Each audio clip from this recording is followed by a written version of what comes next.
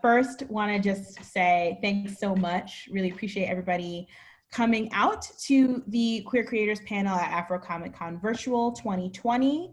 Thank you for joining us. Thank you for listening. Hope you have everything you need, a snack, some water, whatever, as we get started. Before we begin, I want to take a moment to ask that you consider donating to the AFCC Moonshot Junior program. And that program funds young girls of color going through a 12-month program where they'll learn tech skills, innovation, product development, and entrepreneurship. So please click the donation link. Any amount will help, give the girls some coins. We appreciate it. And now that we have the sort of admin out of the way, let's get started. First, want to introduce our panel. Want to start off here with young DJ Kirkland. DJ is a comic book artist and illustrator based in the San Francisco Bay Area. He's best known for his bright, colorful anime-influenced art that can be found in his debut graphic novel, The Black Mage. His work can also be found in the comic adaptations of, see, this is how people get me because I don't know how to say this. I think it's like Agretsuko, but I don't know for sure. So I always get weird about it, but I digress. And Dream Daddy, a dad dating comic book. Thank you so much for joining us, DJ. Next we have Danny Lore. Danny is a queer writer and editor from Harlem and the Bronx. Their comic work, co-written with Vita Ayala, includes James Bond, Ironheart 2020, and Quarter Killer. They've also written Queen of Bad Dreams. When not working on comics, they're either writing short prose genre fiction, spanning the gauntlet of science fiction, fantasy, and horror, or working with Fire Magazine. So welcome to you, Danny. And last but not least, we have Mr. Greg Anderson. Elise is a Brooklyn, New York, Haitian-born American writer, educator, filmmaker, and model.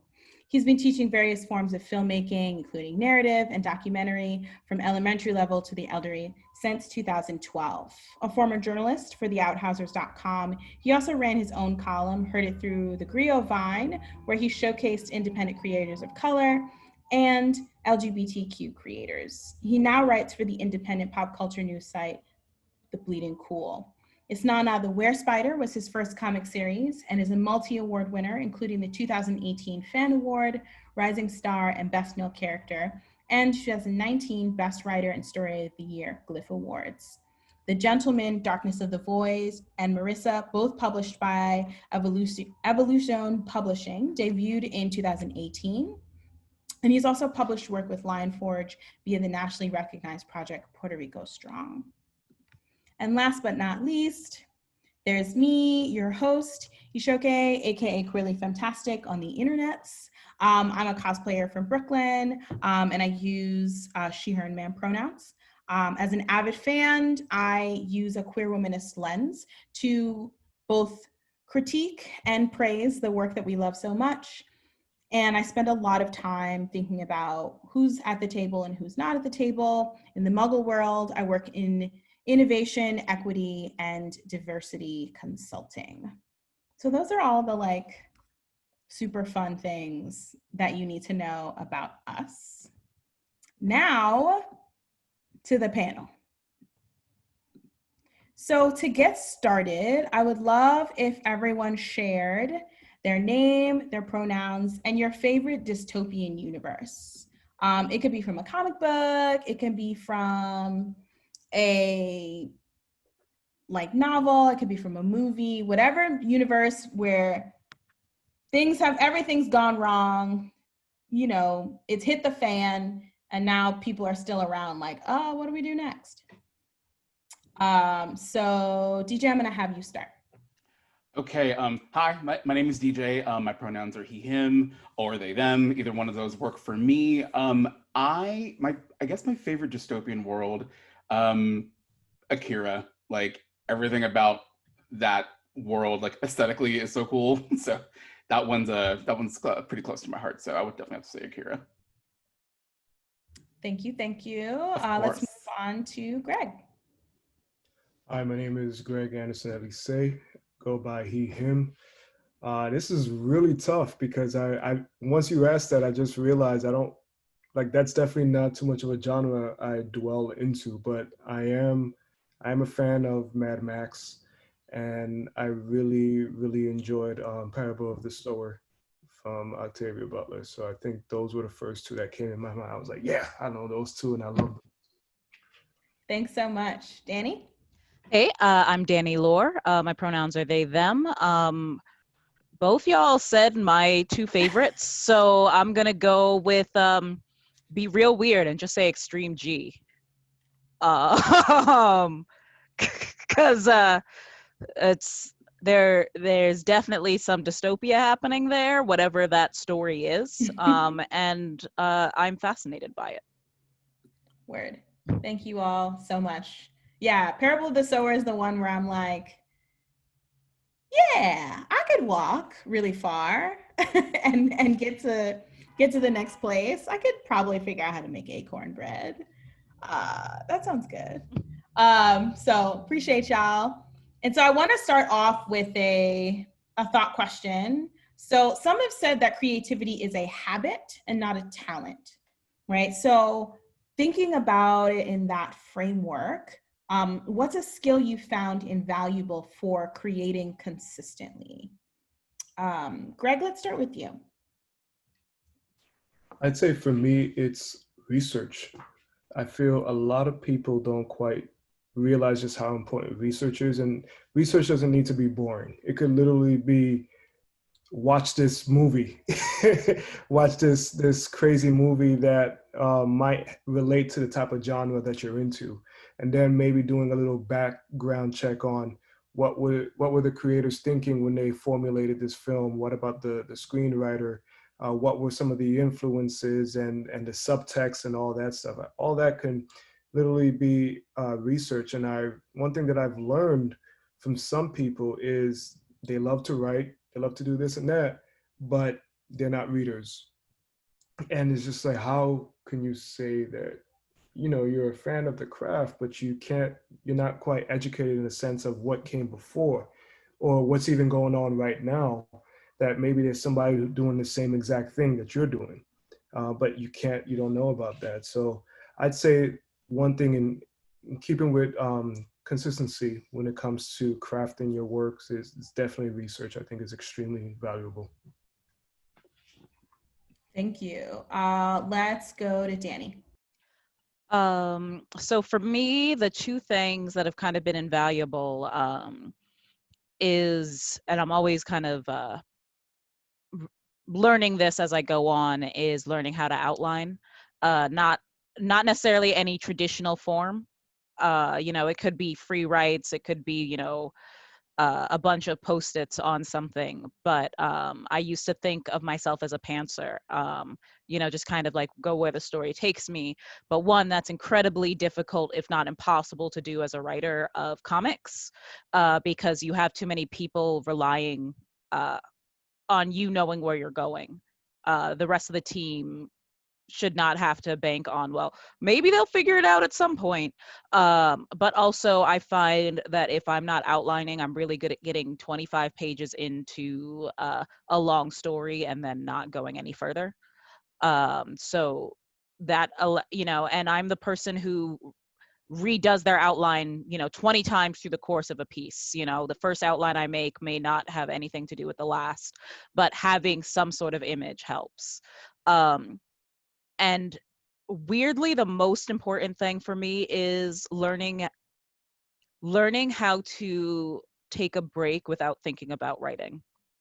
The easiest way to stop consistently working for me is a guilt spiral. So, you are trying to take a break because you're stressed, but you think you should be writing. And then, okay, bye. And so you don't really take a break because your brain is stressing on what you should be doing, which means by the time you come back to the work, you haven't relaxed, you haven't reset your brain. So it just ends up with a lot of time wasted, both in terms of relaxing and working. But if you're able to truly step away and just be like, I'm just going to goof off and play a game, or, do something else for, an hour, or an evening, and then come back the next day, I've gotten more work done that way than trying to like power through a few more hours. That makes a lot of sense. What about you, DJ? Both of those responses are pretty much things that I were already thinking myself.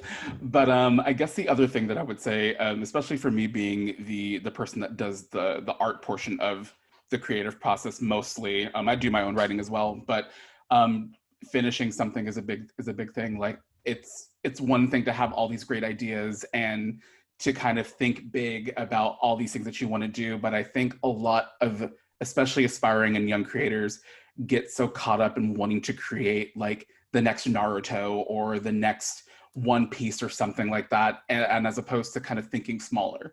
I think people kind of can get overwhelmed by the unlimited places that you can go when you're creating your own thing, which can cause you to burn out. And again, going into that guilt spiral that Danny was talking about, I've definitely been in that guilt spiral before, like trying to take a break to like play video games for an hour and then immediately feeling guilty the moment I turn on my PlayStation. And ultimately, I'm better served by taking that break, playing that hour of Smash Brothers, and then coming back to the work after that, because I find myself being more energized and able to kind of tackle a problem that I might have encountered prior to that. But gosh, like taking breaks is super important because I am the CEO of burning myself out. That's so real. So in a world where everything is wild, at the end of every time I like say something, I'm like, we're doing X, Y, and Z in a pandemic, right? So in the pre-pandemic world and in the last 7 months, what energizes you about your work, right? What keeps you going when things do get hard, when you do reach those sort of stumbling blocks or sticking points? Let's start with Danny here. I think for me, just the concept of possibility always really excites me. There's always, even if say I was stuck, say theoretically in a situation where I was doing a work for hire and I'm like, oh, this isn't really my bag. How like figuring out a way to be like, well, I'm gonna ask to do this wild ass thing in it, like, some image that like I'm like, this is my goal, I want to write this so that I can say I put this page into existence, switching it up, that always excites me. Like, and so it's very easy for me to kind of do that. And then if I'm really in a crunch where I'm just like, the writing for some reason that day just isn't getting me, I'm a huge pen and stationery person, like fountain pens and stuff.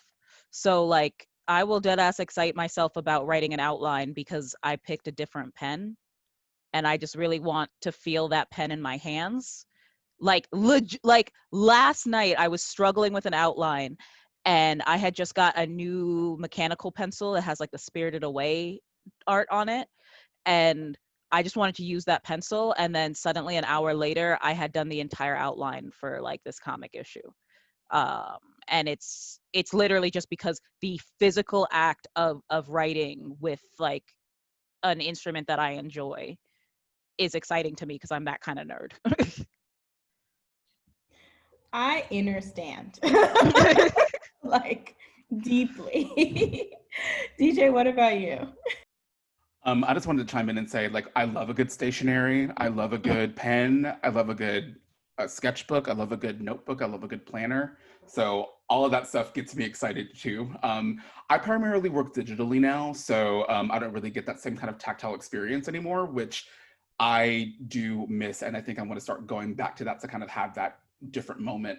But for me, I try to just I try to just stay as like positive as I can about being blessed with this ability to create things. Like I have this ability to like put my ideas on paper, and that in and of itself is such a gift.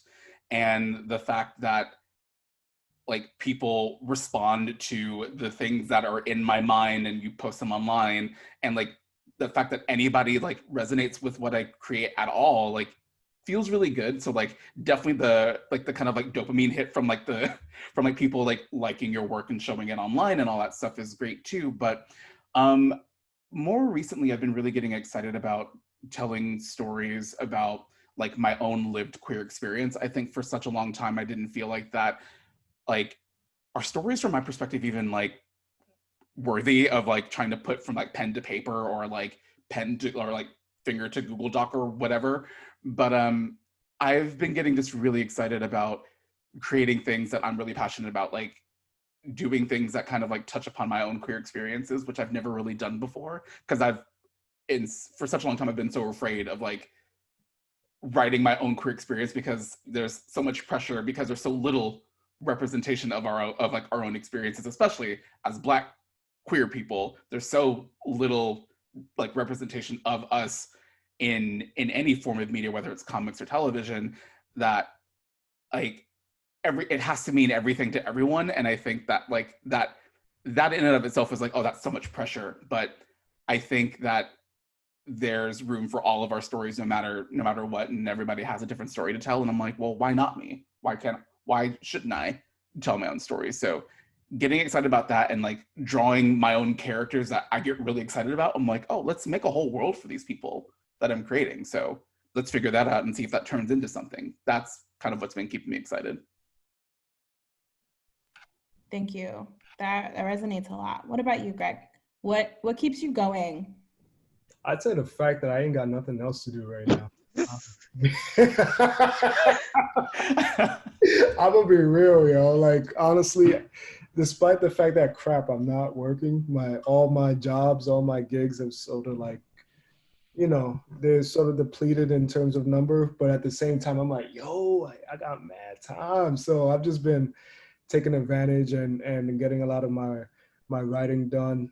There's one project I've been working on with another co-creator that he's been trying to get me to sit my ass down forever to bring it to life. And every time it was always, I can't, my schedule, this and that, and it was always a conflict. But within I think within that first month of the whole shutdown, the lockdown, he was just like, you ain't got no excuse now. So, and now we got that first issue going. So that's pretty cool. So it's really just, finding the positive in despite, the circumstances, and trying to turn that into productivity, and I've been finding all types of ways, whether it's writing or even just my physicality, because working out, just taking advantage of, I have all this free time, and also spending time with family has also added some nice levity that I didn't realize how much I was missing.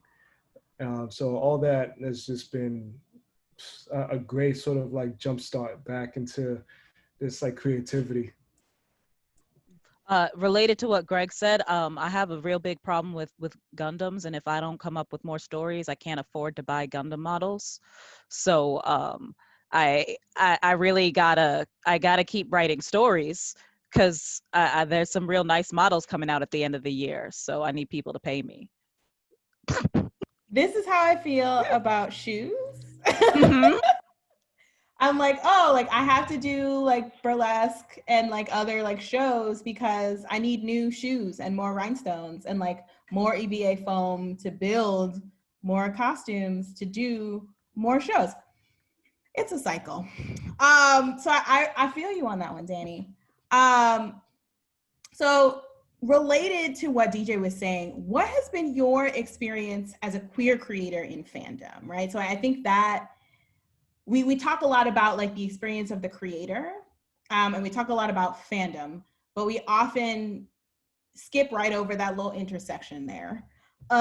So I want to get into that a little bit. Like, what has been your experience shifting from someone who consumes content to someone who creates content? And then has that experience changed at all as fandom, as comics, as our mediums have gotten more mainstream? Greg, let's start with you. Ooh, the pressure. Pressure. I'd say, well, for me, it all goes back down to this saying that I really take to heart from Toni Morrison, who I may screw up the quote, so I'm going to just say it to paraphrase, just to save myself, is if if pretty much the story of the book that you want to see hasn't been written yet, be the one to bring it to life. And that's always been the type of mentality that I had growing up. I wanted to see more representation in all forms, especially Black or queer, or Black and queer, because I was consuming a lot of fantasy and horror, sci-fi, and all that stuff is dope for me. But there was never, I'm not gonna say there was never, there was just a small number of representation, or they were usually the side character or just to prop up the lead white straight heroes.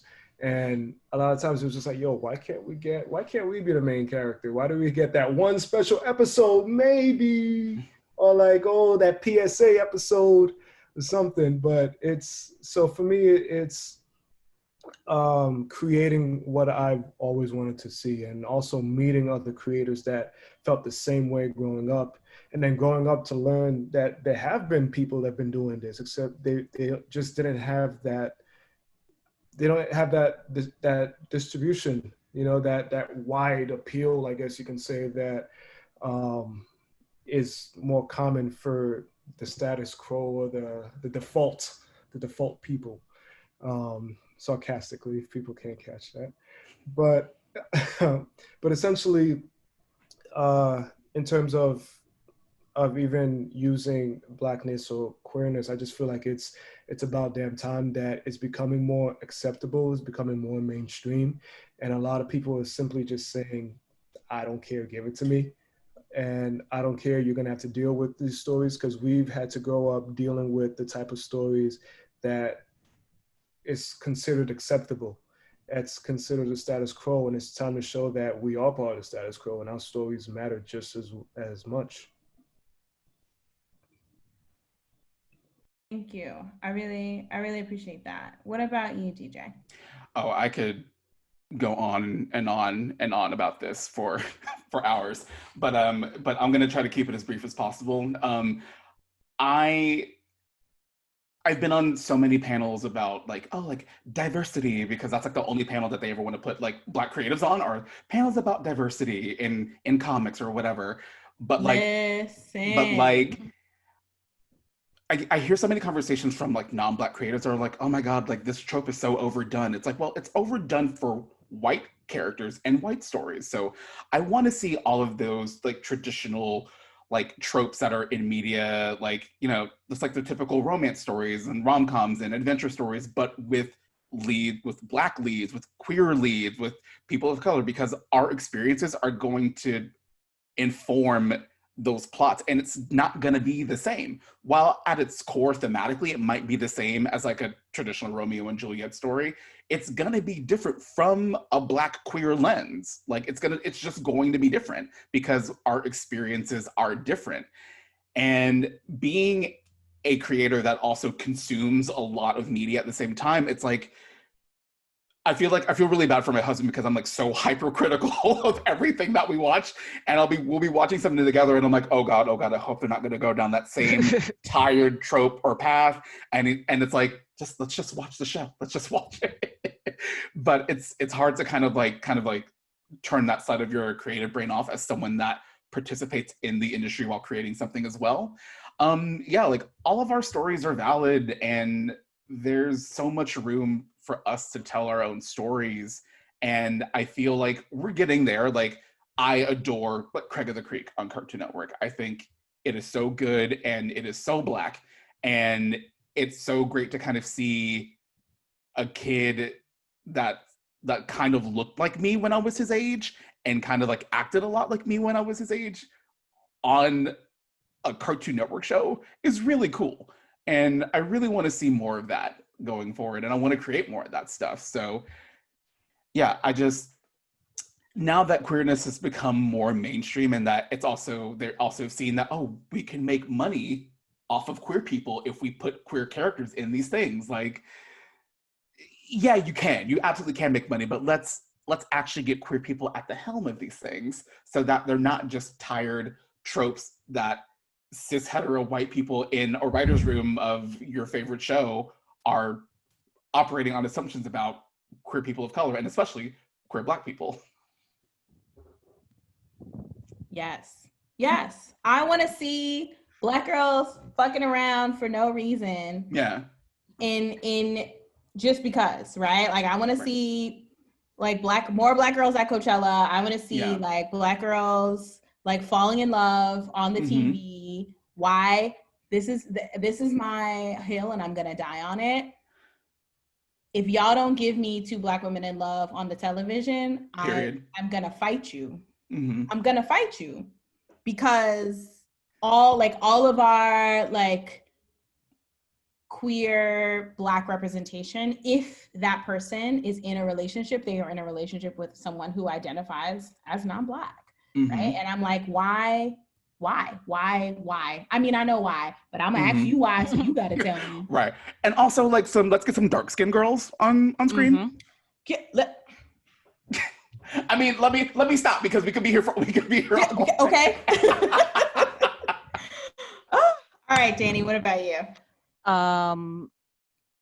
So the transition for me between like fandom and professional, at least for me, was a little odd because I always kind of saw myself as writer creator first, even though I was like, even in fandom, you know, like I was in fandom in the sense that I wrote fic, you know, I was always a writer, you know, creator first.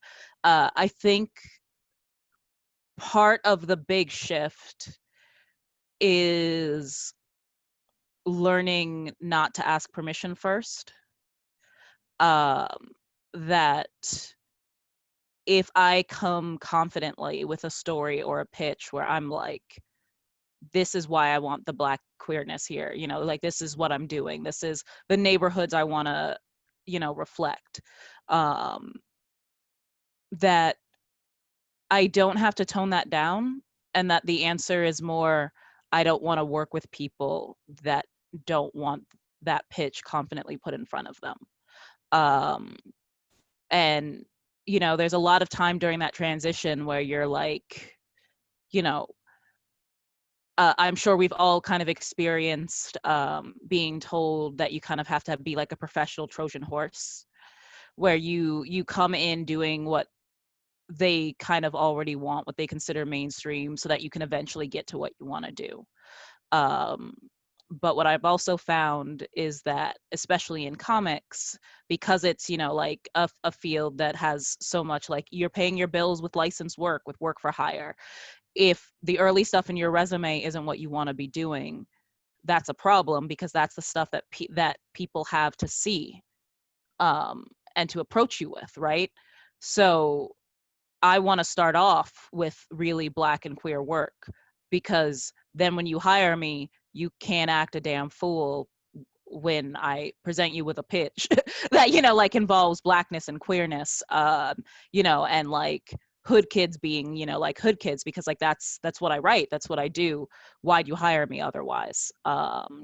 You know, and if you just expect to be able to use my voice on like a panel, or my voice, you know, like my face on a website, that then I don't rock with you, right? Like like I just, that like, and becoming a professional for me was learning to have that voice and really being able to say that. And when people are like, well, why do you have to be so Black from the jump? Because why the hell would I want to write stories that aren't me? You know, like, why would, you know, like, if I continue to be blessed with the work that I'm blessed with at this point, why don't I want to be, you know, representing what I love rather than just work for work's sake? And the more I function as a professional, I think the more confident I am about that. because like there's a little bit of the payment in fandom is instant gratification, right? It's the likes, it's the kudos, it's the compliments. But as a professional, the people giving me crap aren't paying my bills, so I don't have to care about them, you know. And that gives you a bit of confidence, to be honest. You know, like that gives you the cool, you don't like what I do, you think it's too black, too queer, whatever. All right, then I'm not taking a paycheck from you, so why should I care? What I heard you say was chat shit, get bent. No, that's not what you said. It's a little bit what I mean, it's close enough. No, I that part, right? Like, are you paying me? Are we in contract? No. Clearly someone liked my voice and my style because they hired me. And if you hired me and you're surprised by my voice, then you didn't do your research. That's not my problem. Like, you either are going to get what I do or I'm going to move on. That's fine. I'll figure it out. Yeah, I love that. So more of the self-reflection questions, because that's my jam. What have you learned about yourself through your art? Everybody's face. That was good. It was good. Everybody's face was like, I'm gonna just go with DJ because it was the funniest face. Oh, if you're still thinking, I figured actually a really funny one. Oh, go for it. Go for it. Yes. If left to my own devices with creator-owned stuff, I only write relationships that are the two sides of my brain. It's not actually two separate people. Like in a real way. Like one of my favorite things to do is wrestle with relationships where both people are dealing with mental illness and want to help each other and want to support each other. But like that's not easy, right? You know, like that's that, you know, like sometimes they, you know, I've got anxiety, you got depression, and they trigger each other, right? And some of that is very much me writing, you know, the multiple, you know, like when my ADD and my anxiety, you know, look at each other and cause an explosion. And then others of it is, you know, my real life, it's my friends, it's me and my wife. And I've learned a lot about what I need as a person by forcing my characters to reckon with what they need in these you know, in these stories. And also just like I learned to write by mimicking other people's voices a lot. I can still do a really mean Chuck Palahniuk fight club. Like you can give me two characters, I can write them like in his voice like that. But so like I really like while becoming a professional and starting to sell stories was when I learned what my voice was. Because when I like literally the second I stopped imitating was my first sale, when I, you know, like on a short story. And the less I try to mimic other people's styles, the more people like my stuff and the more I discover kind of what I'm doing. And I would only have been able to do that by putting my work out there as a writer. Yeah, I resonated so much with that, especially because I'm really just now, only in the past, basically since quarantine started, have I really been getting back into doing my own writing, because I've primarily just been like, no, I'm just an artist. I do have ideas, but I'm not really a writer. I don't really fancy myself as a writer, but I used to do a lot more writing, especially when I was in school and like before I started on my journey with doing Black Mage. And something that you said, Danny, about like leading with work on your resume with like work that you want to be making, like making really Black stuff or making really Black and queer stuff or making queer stuff or whatever combination of those things, I think is so important, because I'm super grateful and blessed and glad that I was able to lead my career into comics with Black Mage, which is a huge book about a Black kid navigating his way through a racist magic academy, and also releasing Dream Daddy, which is a super queer book about adult queer men dating each other and all that stuff. So I'm glad that those are the two things that I led with, because those are the things that I like doing. Those are the types of stories that I like telling. So with my own work, I started writing my own story that I want to eventually pitch once it's in a better place. Kind of focuses on, again, what you said, Danny, about like focusing on relationships, about two different sides of your own brain. And the story that I kind of want to tell are stories about like queer men or queer non-binary people just like navigating what it's like to even be with another person or multiple partners, and who wants this and who wants that. Do the things that each of those characters want even align? Are they supposed to align? Are they good for right now? Are they going to be a long-term thing, or is it just like a thing for a weekend, or like a really great night? Like doing stuff like that, because it's rooted in so much of my own experience of being young and being out and being queer and trying to navigate dating in like a queer Black body, and trying to unlearn your own like anti-Blackness and your own personal hangups and queer and homophobia and all that stuff. Just trying to unlearn all of that stuff is the kind of stories that I want to tell. And I've shared that story with a couple of people just to kind of see what their thoughts were, and they're like, where's the rest of it? Like, this is what we want to see. And I found that like my strength is, again, in writing natural sounding language in relationships between people. Like that's where my strong suit is making really compelling and really real and naturalistic sounding dialogue. So I want to just play to that strength and write more character driven stories. Like that's what I've learned about myself. I learned that like I'm really into this like really character heavy, character focused stories, and really intimate stories about relationships and love and all that stuff.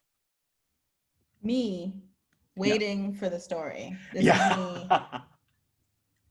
me. It's coming. Yeah, I gotta. Yeah, I need to get the pitch together, but it's getting to a really good place. What about you, Greg? What have you learned about yourself through your art? I've learned how stubborn I am. I am extremely stubborn when it comes to my stories, and it's been something that has benefited me a lot, and it's driven other people crazy. But in the end, I can always say, "I told you so." Because it's something that, I've always had my visions of, this is what I want the story to be.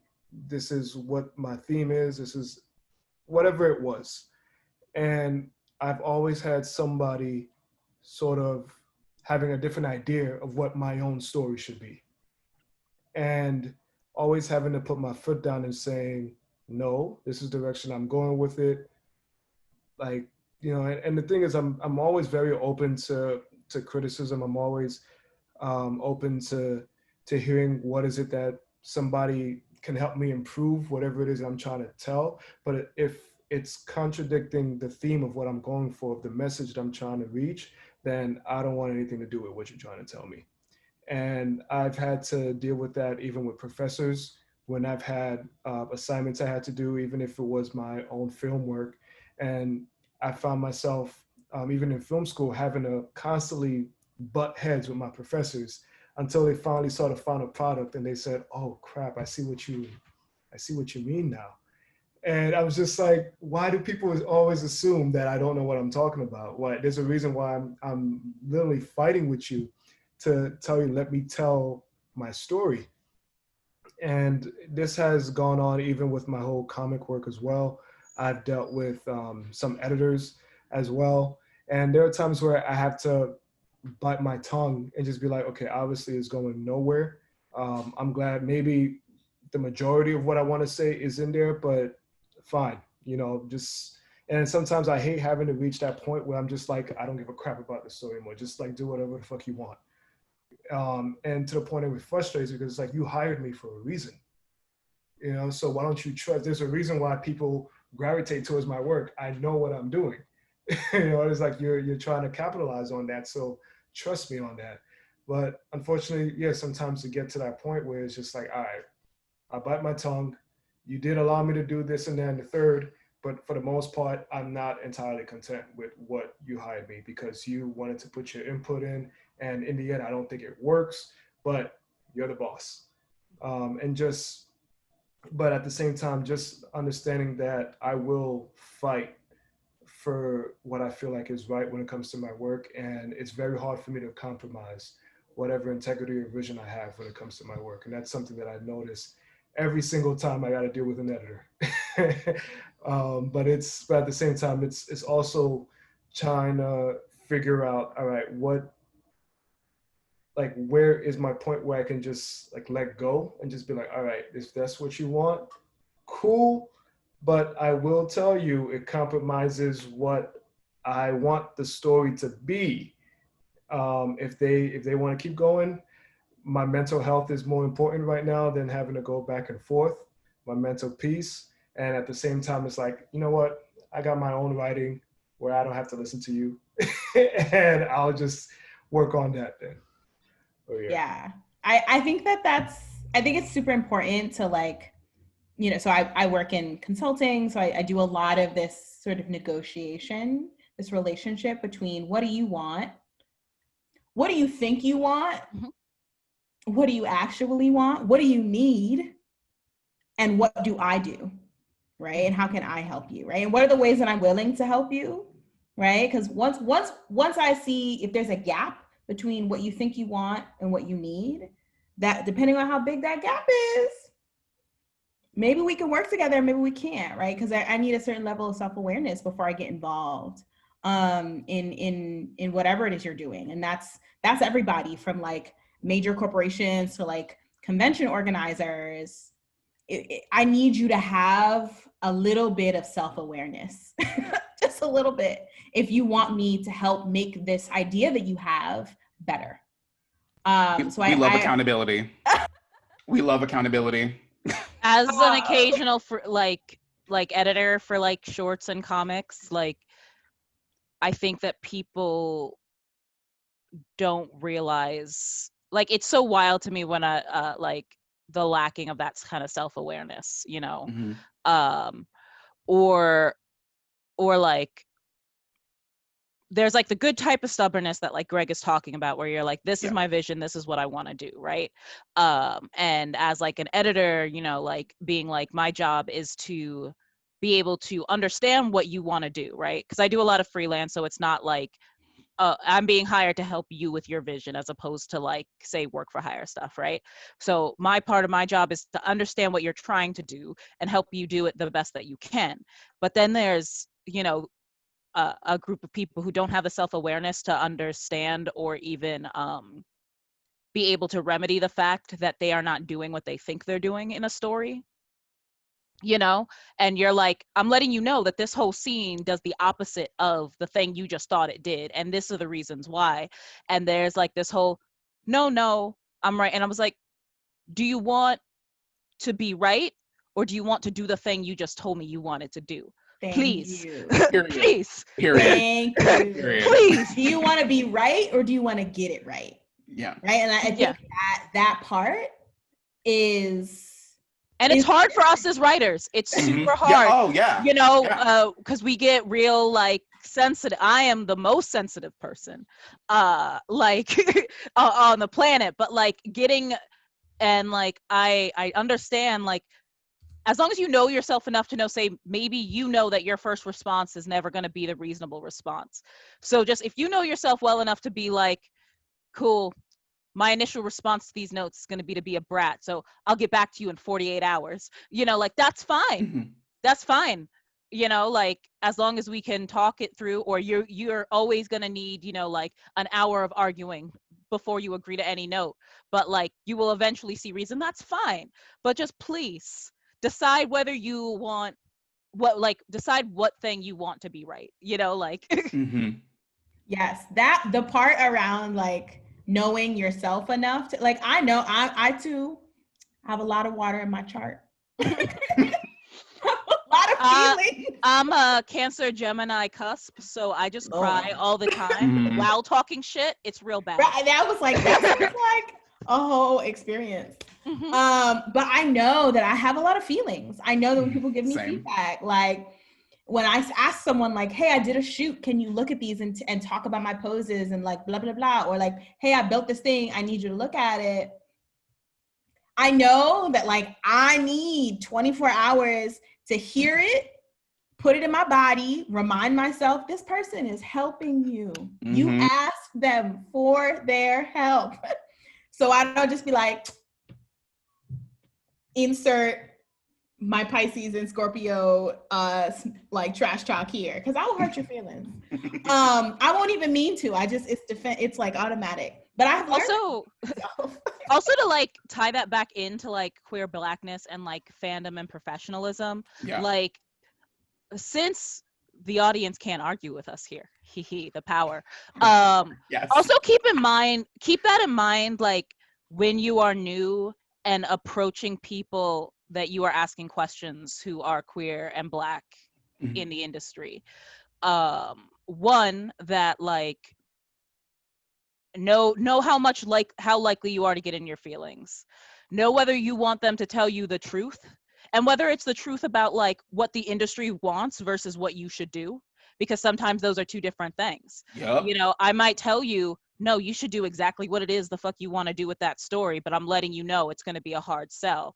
On the other hand, you know, like that sort of honesty, you have to decide when you approach people in the industry, and I still have to do this to myself when I decide that I want to reach out to somebody. Do you really want an honest response from them? Yeah. You know, if you are looking to talk to someone about being a queer Black creator, you know, do you want them to be like, oh, I'll introduce you to everybody, or do you want a genuine thing like, cool, I'm gonna let you know right now not to rock with this, you know, or I'm gonna let you know why so and so got so pissed that you said that, you know. As creatives and being as sensitive as we aren't always ready for the answers by the time we have the questions. You know, we have the questions, we think we want the answers, but you might not be ready to hear it. And like you might, the first time that might be a mistake, you might think you're ready to hear it and you're not, but then you got to remember that that's on you. That's not a reason to, you know, like I've crossing my fingers so far, and I'm sure it's going to happen to me at some point. I've mostly avoided the, you know, getting to hear, you know, a week later on Twitter that so-and-so thought I was, you know, like an ass for, you know, being real with them. But, you know, like that happens. And sometimes it happens not because somebody had an attitude or even because they were tired, but because you weren't ready to hear the answer to what you wanted. And we can only help people come up the ladder when they're ready to reach their hand up, you know, like, and that's like real important in the community. And I think that this piece around something you said reminded me that like I only write sometimes, but I do a lot of creating. And when I ask for feedback, I have had to learn that I have to know what I want out of that feedback, right? If I say, hey, Danny, can you look at this for me? I'm not going to just say, hey, Danny, can you look at this for me, right? I'm going to say, hey, Danny, can you look at this for me? I'm looking for feedback about, or can you pay special attention to, right? Because maybe I know it's not ready for a deep dive yet. I don't need you to tell me about my commas, my periods, and my like paragraph structure. I want to know if I'm going in the right direction. Or maybe I do need a close read, right? Maybe I do need you to tell me where I have been inconsistent, right? But I need to name that because you are doing work for me, right? And if you are unclear about the ask, then it's hard to like figure out. That's me as editor friend. Do you want notes, or do you want me to cheerlead? Because I can cheerlead the shit out of what you're giving me, and I will be happy to do that. But you better let me know first, because my automatic thing is to put comments in. Right. So like. I do the same thing, because I get a lot of people that come to me now that are like, oh, like, can you take a look at my portfolio? Like, how do you break into comics, and how do you do this, and how do you do that? And I'm like, well, let's pump the brakes on that first. Let's talk about what it is that you want out of this interaction. Like, if you want me to sit here and gas you up, I'm more than happy to do that for you. I will be your hype man all day long. I'm more than happy to do that. But do you want to sit down to have like an actual critique of the work, so that we can figure out how to get you in the door to get that cover job, to get that job doing pencils and inks. Like, what is it that you want to do? Because that's going to denote how this conversation is even going to go. So I feel like as long as people come with you with the right intentions that are saying like, hey, I want to know, I need to work on my anatomy here. Like, does the anatomy look okay? Does this look all right? Like, coming in with like clear like objectives as to what you want from the interaction goes such a long way to not getting your feelings hurt and to being prepared to kind of like take the criticism that you might not want to hear. Like, I might come to you and say, I'm like, you might want to redraw the entire body of this because all of the anatomy is wrong, and I can redline everywhere that it needs to be fixed if you want me to, but you have to be ready for that, and you have to explicitly ask for that if that's what you want out of it. Mm-hmm. Yeah, that's perfect. Thank y'all. Like, this is absolutely what I needed to do with my evening. Yes. Here is everybody's everything. You can find folks on the internets in various platforms. I didn't put Facebook up here because what? Nah, we good. No, we don't do that anymore. But make sure you follow all of our creators. I want to take a moment and personally say thank you to all of you. I really appreciate your time and your energy and your focus and your honesty. Because the world is hard right now, and we need a little bit of honesty and realness with each other in what feels like a brave space. Thank all of you who joined us. We really appreciate you taking the time to come and think about these questions with us. Make sure you tweet out any answers, responses, follow-ups. I be on Twitter, so I'll see it. And again, I want to ask that you consider donating to the AFCC Moonshot Junior program. I think it's really important that we make the time to fund the sciences for girls in our community, and give them the space to make mistakes and get messy and think about what entrepreneurship and doing it for themselves means. Thank you, thank you, thank you. I hope all of y'all are having a great con. I know it's a digital con, but we're still figuring out how to make that feel good and lovely. Please click the donation box. Please go ahead and follow our creators and have a good one. Cheers, y'all.